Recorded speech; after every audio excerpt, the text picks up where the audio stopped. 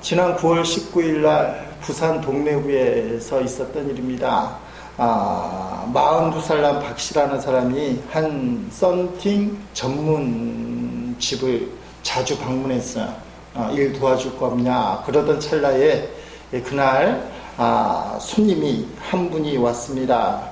손씨라는 분인데 묵직한 가방, 조그만 남자들 들고 다니는 가방을 갖고 왔어요. 그게 어떻게 된지 모르지만 손씨하고 주인하고 대화를 하는 사이에 박씨가 몰래 이 묵직한 가방을 들고 도망을 갔습니다. 가방이 없어지니까 경찰이 수사를 한 끝에 박씨만 없어졌으니까 이 인간이 도둑놈이다, 이렇게 해서 박씨를 잡게 된 거죠. 이 묵직한 가방 안에는 무려 5억 4,458만 원의 현금과 수표가 있는 그런 가방이에요. 신문에는 가방도 나오고 돈도 쫙, 수표도 쫙. 5억 4,458만 원이 보통 돈은 아니잖아요.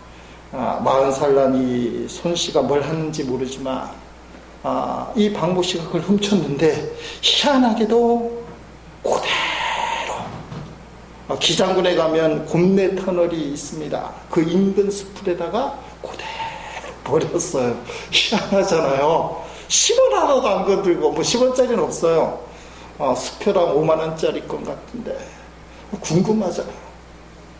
왜 돈을 빼지 않고 그냥 든 채로 버렸습니까?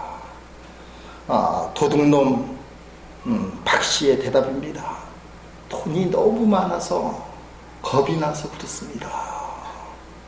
양심적인 도둑이에요? 아니면 배짱이 없는 도둑이에요? 돈이 너무 많아서 훔칠 생각이 훔친 건 맞는데 막상 훔치고 나니까 엄청난 돈이에요. 그냥 몇백만 원 있으면 그거 훔치고 도망갈 생각인데 그만 5억 4,458만 원. 이건 감당 못하겠다. 돌려주지도 않고 그대로 수풀에 버렸습니다. 아마 회수된 것 같아요.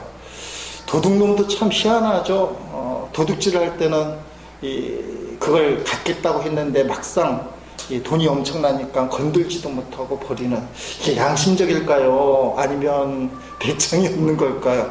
이제 그런 얘기 들으면 혹자는, 여러분 중에는 그 돈이 엄청나게 든 그 가방을 나한테나 주지, 내가 그거 주었으면 난 그냥 가졌을 텐데, 뭐 그 생각할 수도 있어요. 그런데 이 이야기 들으면 생각이 확 달라질 겁니다. JTBC에서 지난 주간에 방송에서 유명해진 사건입니다. 실제 이 사건 발생일은 9월 4일 일어난 거예요. 내용은 이런 겁니다. 이것도 부산에서 일어났어요. 금정구에서 73살 난 문모씨 할아버지잖아요. 이 할아버지가 손자 2명의 대학 등록금을 보태려고 4년 전부터 노인 일자리 사업에 참여해서 1,000만 원을 모은 거예요. 4년 동안. 그런데 요새 들리는 게 흉흉하잖아요. 북한 김정은이 핵실험했다, 탄도미사일 발사했다. 그게 전쟁이 날까봐 어른들이 전쟁이 나면 은행을 못 믿잖아요. 그래서 은행 가서 이 1,000만 원을 두 뭉치로 5만 원짜리 100장 500만 원 500만 원 찾고 오다가 자기도 모르게 이 돈이 흘러버린 거예요. 그 돈이 없어진 걸 알고 2분 안에 돌아왔더니 이 돈이 오리무중인 겁니다. 그 신고를 하니까 경찰이 찾다가 CCTV를 발견한 거예요. 그러니까 핵심은 그거예요. 이 문씨 할아버지가 돈을 흘리고 2분 만에 돌아왔는데 그 사이에 무슨 일이 있었다, 없어졌다, 이게 열쇠 아닙니까? 근데 그 장면이 동영상으로 JTBC에서 방영이 된 겁니다. 살펴보니까 그거예요. 77살 난 정목씨하고 64살 난 박목씨, 다 나이가 많은 분들인데 이분들은 서로 모르는 사람인데 그 2분 안에 모르는 사람 2명이 돈뭉치 2개를 발견하고는 사이좋게 나눠서 가져서 갔다는 겁니다. 2분 안에. 경찰이 그거를 포착하고는 이 두 할머니를 잡았어요. 그래서 이 사람들의 범죄를 뭐라고 얘기하냐? 점유이탈물 횡령. 원래 떨어진 거 가져가면 이탈시킨 횡령죄인데 그게 아니라는 거예요. 절도죄다. 왜냐하면 이 사람들이 돈덩어리 그 떨어진 거 주울 때 CCTV를 확인했다는 거예요. 혹시 어디 찍히지 않나. 그리고 2분 안에 순식간에 사라진 거는 일부러 주인을 찾아주지 않겠다. 고의성이 있다. 그래서 경찰이 절도죄로 이 사람들을 어쨌든 처리를 하려고 하는 것 같습니다. 그런데 77살 난 정씨 할머니가 이런 얘기를 했다는 겁니다. 꿈자리가 참 좋았다. 평소 착한 일을 해서 하느님이 선물을 주신 줄 알았다. 꿈자리도 좋았고 평상시에 착한 일을 많이 해서 하나님이 하늘에서 500만 원을 뚝 떨어진 줄 알고 그래서 가져갔다. 이게 돈에 대한 개념들. 여러분 500만 원 2개 떨어졌는데 옆 사람하고 같이 있다. 어떻게 해야 됩니까? 신고해야 되죠. 신고. 아까 문모 씨가 훔쳤던 5억 4,458만 원 여러분이 스프에서 주었다. 어떻게 해야 되죠? 신고해야 되죠. 신고. 그거 그냥 가져갔다가는 이제 절도죄 해당될 수 있어요. 이게 돈이라는 게 세상에 필요하고 여러분이 돈 때문에 목을 베는 거 아닙니까? 돈이 좋기도 하고. 근데 돈이 흉물이 될 수도 있어요. 돈이 왼수가 될 수도 있고. 돈이 우리 인생을 망칠 수도 있습니다. 돈 때문에 행복한 것도 사실이지만 돈 때문에 불행한 것도 사실이에요. 집에 갔더니 부인이 뭐가 없다 애들이 뭐가 필요하다 다 얘기하는 겁니다. 그때 남편이 딱 한마디로 정리했어요. 뭐라고 정리할까요? 돈이 없어서 그렇지. 그랬더니 맞는 거예요. 다 돈이 없어서. 오늘 본문에 보면 조금 비약일지 모르지만 예수님이 돈 같을 수 있어요. 예수님이 어떤 분에게는 너무나 행복해요. 너무나 감사해요. 예수님만 생각하면 기뻐요. 여러분에게 돈 1억 있으면 너무 기쁘고 감사하고 춤을 출 것 같이 예수님 때문에 기쁘고 감사하고 춤을 추고 행복해요. 근데 어떤 사람은 돈 때문에 불행하고 돈이 걸림돌이 되고 돈 때문에 감옥 가는 것처럼 예수님 때문에 불행하고 예수님 때문에 심판을 받는 사람도 있을 수 있다. 예수 믿으면 구원을 얻고 천국에 갑니다. 예수 믿지 아니하면 심판을 받고 지옥에 간다. 예수 믿는 사람과 예수 믿지 않는 사람들이 그 끝이 다르다는 거예요. 종착역이. 그래서 이번에 힘들더라도 명절날 예수 안 믿는 친척들 만나면 예수 믿어보라고 권면을 해야 됩니다. 그리고 마음속으로 우리 교회에서 하는 기도, 아무개 예수 믿고 교회 나와 구원받게 해주옵소서. 때로는 목사님을 팔아야 돼요. 목사님이 너 보고 싶단다. 너 꼭 우리 교회 한번 가자. 때로는 자기 자신도 팔아야 돼요. 내가 다른 사람 가족들 안 나올 때 왜 그 가족 안 나오냐고 얘기했는데 네가 이번에 교회 안 가면 난 어떻게 되겠니? 내가 말한 걸 어떻게 되겠니? 왜냐하면 교회 한번 나오는 게 중요하니까. 예수님 믿고 안 믿고가 인생의 갈림길이 아니라 마지막 종착점이 달라지는 거예요. 오늘 본문 말씀을 바로 예수님이 얘기하는 겁니다. 시온의 기초돌. 본문 말씀 16절을 보니까 그러므로 주 여호와께서 이같이 이르시되 보라 내가 한 돌을 시온에 두어 기초돌을 삼았노니 이분이 예수님이에요. 곧 시험한 들이여 귀하고 견고한 기초돌이라 그것을 믿는 이는 다급하게 되지 아니하리로다 하며. 예수 믿는 사람은 다급할 게 없어요. 그런데 이 말씀을 쉬운 성경에 보니까 똑같은 내용 본문 말씀인데 그러므로 주 여호와께서 이렇게 말씀하셨다. 보아라 내가 시온에 추춧돌을 놓겠다. 그 돌은 얼마나 견고한지 시험해본 모퉁이 돌이다. 이 돌은 귀하고 단단한 돌이네. 누구든지 그것을 의지하는 사람은 절대로 실망하지 않을 것이다. 아멘. 다급하게 되지 아니하고 그걸 실망하지 아니한다. 오늘 말씀은 지난 주일에 이은 시리즈 말씀일 수도 있어요. 지난 주일 말씀이 시온산의 잔치, 처음 듣는 것처럼 보이는 분도 계신데, 그래서 목사가 설교할 맛이 나는 거잖아요. 시온산의 잔치. 오늘은 시온의 기초돌, 시온 이야기. 시온산의 잔치가 마지막 천국 잔치. 예수 믿는 사람에게는 구원의 기쁨을 누리는 엄청나게 행복한 잔치지만, 예수 안 믿는 사람에게는 심판의 잔치. 잔치라고 표현하기 힘들잖아요. 심판의 자리, 저주의 자리, 영원한 지옥에 떨어지는 자리가 시온산의 잔치. 이사야가 말하는 시온산의 잔치. 오늘 말씀은 그 2편으로 시온산의 잔치의 핵심은 시온에 있는 기초돌이다. 시온에 있는 기초돌 때문에 어떤 사람은 그게 부딪히는 게 되고, 어떤 사람은 그게 행복한 구원의 돌이 된다. 지난 주일날 봤던 말씀이에요. 베드로전서 2장 6절로 8절. 어떤 사람은 구원받고 어떤 사람은 심판받는 것은 하나님의 계획이다. 베드로전서 2장 6절로 8절에 이렇게 되어 있습니다. 성경에 이와 같이 말씀이 있습니다. 내가 시온에 추추돌을 놓고 이 보배로운 돌 위에 모든 것을 세울 것이다. 누구든지 주님을 의지하는 자는 결코 실망하지 않을 것이다. 아멘. 이사야 28장 16절 본문 말씀하고 똑같잖아요. 그러니까 베드로가 오늘 본문 이사야 28장 16절 말씀을 베드로전서 2장 6절에서 그대로 인용하는 거야.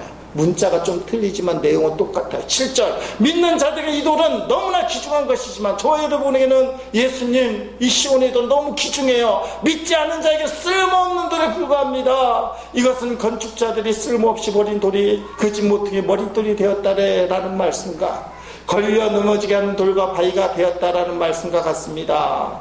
그들은 하나님의 말씀에 순종하지 않기 때문에 넘어집니다. 바로 이것이 그들을 향한 하나님의 계획이기도 합니다. 아멘. 하나님 말씀을 순종하지 않아서, 예수님을 안 믿어서, 하나님이 우리를 사랑하셔서 독생자를 보내주시고 예수님은 십자가에서 살찌키고 피 흘리면서 우리에게 생명을 주셨는데 그걸 안 받아들인 것을 불순종, 그래서 성경은 불신자를 불순종의 자식들, 그래서 그들은 넘어지는 자, 거치는 자, 지옥에 떨어지는 자, 예수님 때문에 넘어지고 예수님 때문에 거치는 사람이 된다.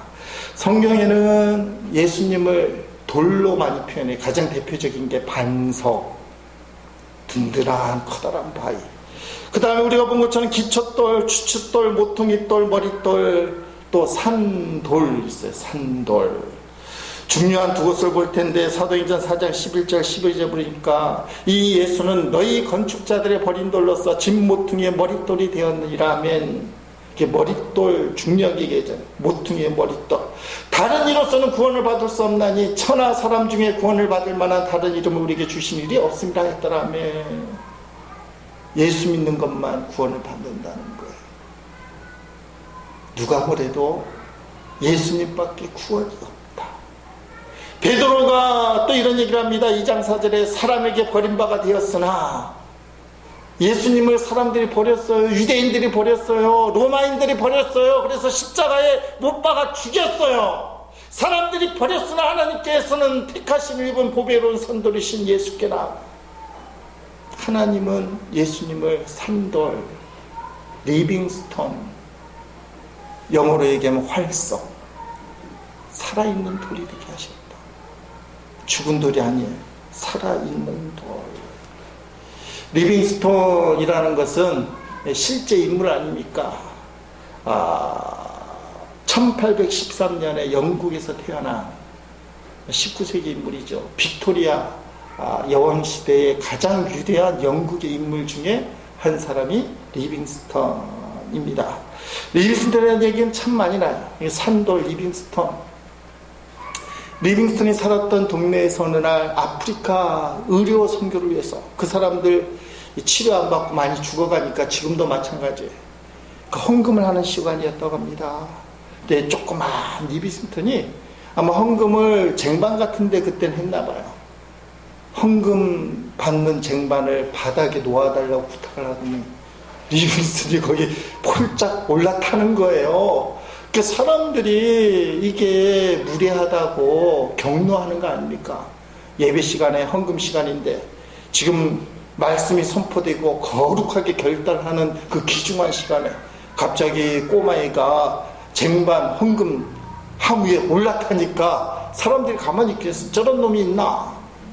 그때 리빙스턴한 유명한 말이 있습니다. 나는 바칠 돈이 없습니다. 그러나 나는 나 자신의 아프리카를 위하여 몽땅 바치겠습니다. 이 꼬마의 리빙스턴이 눈이 또랑또랑한 채로 돈이 없기 때문에 내 인생을 몽땅 바치겠습니다. 그래서 리빙스턴이 아프리카의 아버지가 돼요. 아프리카의 아버지. 의사로서 최초로 아프리카에 선교사로 간 사람. 16년 동안 아프리카에서 선교 활동을 하다가 주님을 위해 충성하다가 돌아왔습니다. 영국으로. 그때 글로스고 대학에서 리빙스턴에게 법학 명예 박사 학위를 줬습니다.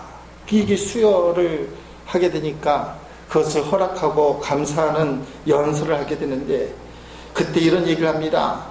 사나운 맹수와 질병 혹독한 기후 말이 안 통하는 야만인 가운데 지금까지 지내올 수 있었던 것은 유명한 말. 볼지어다 내가 세상 끝날까지 너희와 항상 함께 있으리라 하신 예수님의 말씀 때문입니다. 아프리카에서도 예수님 함께 하신 그 말씀. 나는 이 모든 것을 이 말씀에 걸었습니다. 이 말씀은 나를 한 번도 낙심을 시킨 적이 없습니다. 내가 아프리카에서 희생하는 걸 많은 사람들이 희생이라고 말하지만 그건 희생이 아닙니다. 도저히 갚을 길이 없는 하나님에 대한 빚을 조금씩 갚으려고 한 것에 불과합니다. 이걸 어떻게 희생이라는 고귀한 말로 표현할 수 있습니까? 좋은 일을 한다는 생각, 마음의 평화, 그리고 앞으로 늘 영원한 소명을 안겨주는 것들인데 어찌 희생이라고 할 수 있습니까? 나는 한 번도 희생이라고 생각한 적이 없습니다. 오직 나를 구원하신 하나님의 은혜일 뿐입니다. 그리고는 아프리카로 다시 갔대요. 그 다음에 연락이 끊겼다고 합니다. 30년이 지났다고 얘기하는데 1837년쯤에 영국에서 스탠리라는 그 탐험대가 아프리카에 다시 들어가게 된 거예요. 근데 오지에 중앙아프리카 근처에서 정확한 부족 이름은 안 나와 있는데 60세에 병든 리빙스턴 30년 동안 연락이 끊긴 리빙스턴을 발견하게 된 겁니다. 스탠리가 영국으로 귀국하시라고 할 만큼 하셨다고. 근데 그걸 거부하고는 그 해에 세상을 떠납니다. 그것도 공교롭게 자기 생일날 1837년 73년 3월 19일날 일기장에 이렇게 썼다는 거예요. 오늘은 나의 생일이다. 나의 예수여, 나의 왕이여, 나의 생명이여, 나의 모든 것이여, 오늘께 다시 나를 바칩니다.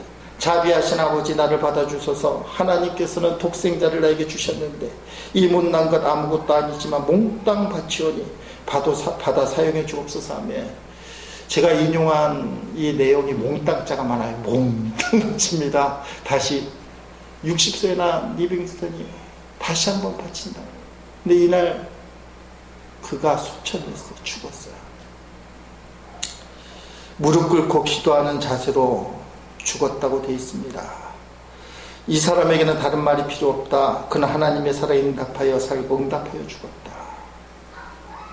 리빙스턴 묘비에 실린 글인데 다른 말이 필요 없다. 하나님의 사랑, 거기에 응답했고 그것에 따라서 죽었다. 리빙스턴이 태어날 때부터 리빙스턴인지 개명이 된지 모르는데 하여튼간 아프리카의 아버지, 지금도 칭송받는 영웅이에요. 근데 한국에도 리빙스턴이 있어요. 사랑의 온자탄 하면 누구예요?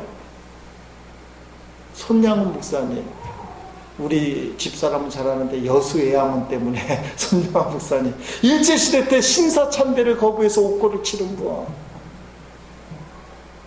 나병, 한센병 환자들이 천국이라 여기는 곳이 여수 애양원입니다.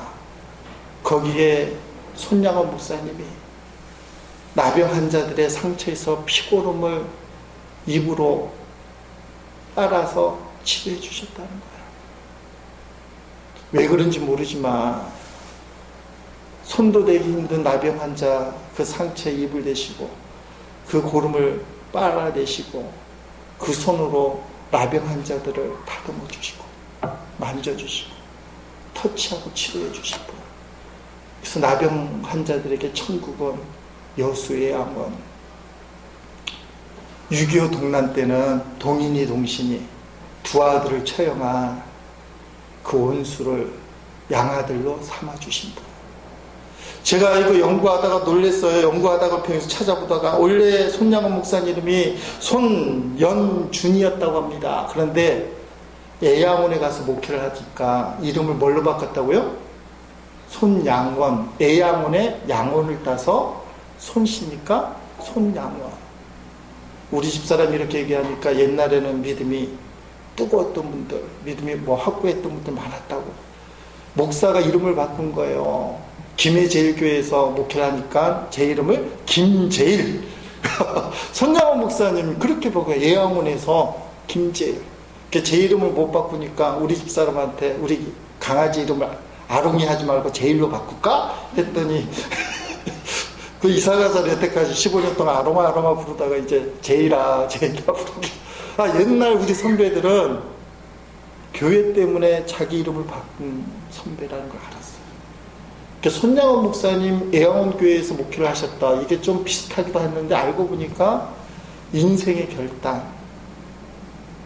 나는 애양원에서 목회하는 목사인데 이름을 손양원이라고 하겠다. 손양원 목사님의 호가 뭐냐? 산돌. 따라합시다. 산돌. 이거 붙였으면 안 돼요. 일반적인 형태는 산돌 붙였는데 산돌은 산에 있는 돌이에요. 산에 있는 돌. 성경에 말하는 리빙스톤이 아니고 산돌. 산토끼는 붙었으면 산에 있는 토끼. 산 띄어쓰고 토끼 쓰면 살아있는 토끼. 어떤 사람이 식당에 갔더니 메뉴판에 이게 국어학자 같아요. 산낙지 붙어 쓰잖아요, 다. 그래서 이 사람이 어떻게 생각하냐면 산에서 낙지를 잡아서 특이한 거구나. 그렇게 생각을 했대. 왜냐하면 붙여 쓰는 바람에. 우리가 산돌 이야기하지만 사실은 띄어져 있어요. 산돌. 손양원 목사님의 호가 산돌이었다. 한국의 리빙스턴이었다는 겁니다.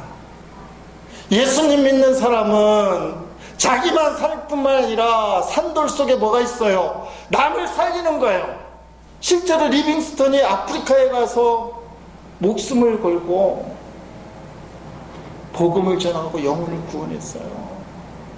산돌이신 손양원 목사님이 목숨을 걸고 신사참배 반대하고 나병 환자들의 고름을 입으로 빨아내고 자기 두 아들을 죽인 원수를 양아들로 삼아줬어요.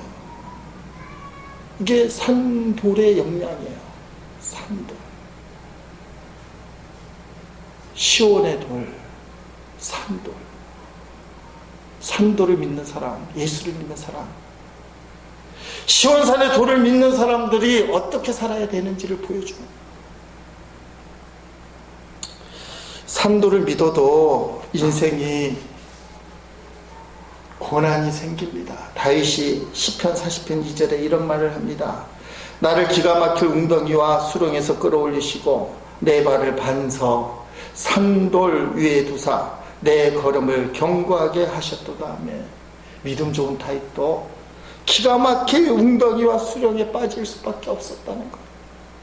근데 거기에 가만히 있는 것이 아니라 나를 끄집어내 주셔서 나의 발을 반석에 두게 하신 분이 하나님이에요. 성도가 당하는 고난을 뭐라고 얘기합니까? 따라합시다. 동굴이 아니고 터널이다. 깜깜한 굴속을 가고 있는데 끝이 막혀있는 동굴이라면 얼마나 절망입니까? 낙심입니까? 신앙생활을 그렇게 하는 사람이 있어. 이건 해도 끝이 없고 이건 절망밖에 없다. 다윗이 거기서 멈추죠. 살다 보니까 하나님이 그렇게 잘 믿는다. 또 다윗도 기가 막힌 웅덩이와 수렁에 깊이 빠졌다는 거야. 동굴인 줄 알았어. 근데 조금 더 가니까 터널이에요. 어둠을 뚫고 걸음을 한 걸음 한 걸음 더 가다 보니까 광명의 빛이 환하게 비치는 터널이 앞에 딱 펼쳐지는 거예요.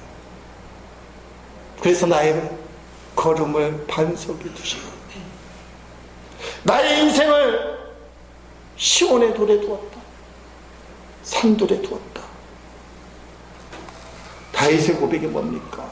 나는 반석에서 떠나지 않겠다. 산돌에서 떠나지 않겠다. 스코틀랜드의 한 목사님이 갑자기 아내를 잃었습니다. 사모님이 소천한 거잖아요. 아내의 죽음에 직면한 목사님이 여태까지 설교한 내용과는 다르게 개인적인 설교를 했습니다. 그 목사님이 뭐라고 얘기하느냐, 이 땅에서의 삶은 도저히 이해하지 못하겠다고 솔직하게 인정을 하는 겁니다. 하지만 목사님은 사람들이 소중한 사람을 잃고도 믿음까지 버리는 이유를 더더욱 모르겠다고 설명을 합니다. 무엇을 위해 믿음을 버리는 겁니까? 밝은 태양 아래 있는 사람들은 믿음을 선택으로 가질 수 있지만 나처럼 슬픔을 가진 슬픔의 그늘 아래 있는 사람들은 반드시 믿어야 합니다. 믿음마저 없다면 정말 우리에게 남는 것은 아무것도 없습니다. 믿음마저 없다면 남는 건 없어요. 인생의 동굴에 갇혀서 끝나버리는 삶이 된다. 앞이 막막하고 꽉 막힌 삶. 그러나 믿음을 갖고 있으면 터널을 발견할 거랍니다. 인생의 깊은 수렁에서 나를 그 웅덩이에서 끄집어내시는 하나님, 그래서 반석 위에 나의 발을 놓게 해주신 하나님, 그 예수님이 계신다는 거예요. 시온의 기초돌 예수님을 믿으면 다급하게 되지 아니한다. 결코 실망하지 아니한다. 오늘 본문의 말씀이에요. 시온의 돌에 가는 사람은 다급하지 않고 실망하지 않을 것이다. 왜요? 예수님이 우리를 사랑하시니까. 생명을 주시면서 살을 찢기면서 피를 흘리면서까지 우리를 사랑하시기 때문에. 우리를 향한 주님의 사랑은 그 무엇도스로도 끊을 수 없습니다. 로마서 8장 35절 37절 말씀에 그렇게 되어 있죠. 누가 우리를 그리스도의 사랑에서 끊을 수 있겠습니까? 환난입니까? 아니면 어려움입니까? 핍박입니까? 그렇지 않으면 굶주림입니까? 헐벗음입니까? 위험입니까? 아니면 칼입니까? 그러나 우리는 우리를 사랑하시는 하나님을 힘입어 이 모든 것을 이기고도 남습니다. 네. 우리를 사랑하시는 하나님 때문에 우리가 이긴다는 것입니다. 이제 성찬을 하려고 하는데 성찬에 앞서서 동영상 하나를 보려고 합니다. 2003년도에 체코에서 찍힌 영화인데, 만든 영화인데, 단편 영화 모스트, 언젠가 한번 본 적이 있습니다. 원래 이 영화는 30분이 채 안 되는 29분 몇 초짜리 영화인데 시간상 3분으로 편집된 동영상을 볼 텐데, 이해를 돕기 위해서 이 3분 동영상에 나오는 밑에 자막을 제가 먼저 읽어드리려고 해요. 우리 중에는 글씨가 안 보이는 분도 있으니까 한번 제가 읽어드리는 내용을 듣고 동영상을 보면 마음에 와닿을 것입니다. 그리고는 찬양집 246번 부르고 성찬을 위한 기도, 성찬을 할 겁니다. 제가 읽어드리겠습니다. 1시간 후면 기차가 도착할 거야. 30분 안에 여기로 올게. 그때 같이 다리를 내리자꾸나. 30분이야 꼭 여기 있으렴. 그런데 기차가 예상보다 빨리 오는 것을 아들이 발견합니다. 아빠, 기차가 너무 빨리 와요. 아들은 다리를 내리려고 직접 철길 위로 올라가 기계실로 갔습니다. 하지만 결국 기계실 안으로 떨어지고 맙니다. 다리를 내리지 않으면 아들은 살지만 기차 안에 수백 명의 사람은 목숨을 잃을 수도 있습니다. 안 돼, 안 돼. 아버지는 선택해야 했습니다. 왜 아들을 살리느냐, 사람들을 살리느냐. 그리고 아버지는 눈물로 결정합니다. 하나밖에 없는 아들을 희생시켜 기차 안에 사람들을 살립니다. 기차 안의 사람들은 아버지의 그 아픔을 알았을까요? 어떤 한 여자는 기차 안에서 마약으로 시간을 보내려 합니다. 그리고 그때 그녀 눈에 비친 오열한 한 남자의 모습, 그리고 이 여자는 깊은 생각에 빠집니다. 그 남자에게 무슨 일이 있었던 걸까? 아니면 나에게 무슨 일이 있었던 걸까? 그들 중에 그 누구도 자신이 죽음 앞에 놓여 있었다는 사실을 모른 채, 그리고 3년 후 아들의 희생으로 살려낸 우리들, 지금 우리가 살고 있는 이 삶이 바로 하나님의 은혜임을 증거하지 않습니까? 그 아버지는 우리가 새로운 삶으로 살아가길 바랄 것입니다. 마약에 중독되었던 그 여자가 건강한 가정을 꾸리고 살아가는 것처럼 말이죠. 그리고 변화된 그 모습을 본 아버지는 누구보다도 당신을 기뻐하실 것입니다. Za hodinu pojede vlak, jo. Za 30 minut pro tebe přijdu a půjdeme nahoru a budeme pouštět šoupat. Položíme most, no, mostem položíme most, jo? Jo! 30 minut sedět. 이 세상 가장 아름다운 순종의 눈물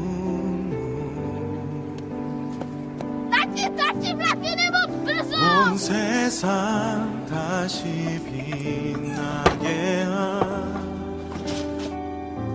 생명의 눈물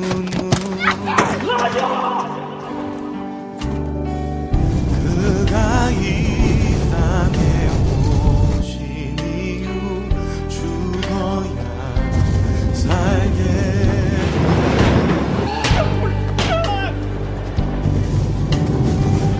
져야만 승리하는 놀랍고 영원한 신비 지으신 그대로 내 몫이네 우리의 창조주 그리스도 십자가의 길로 아버지 뜻 이루셨네 그가 이 땅에 오신 이유 이제 우리에게 남겨진 그 소망 그 사랑 하나님 우리에게 보이신 그 생명 그 십자가의 놀라운 은혜 앞에 우리가 있습니다. 우리가 아버지의 사랑을 알길 원합니다. 그 안에 반응하길 원합니다. 우리가 이 땅에 살아가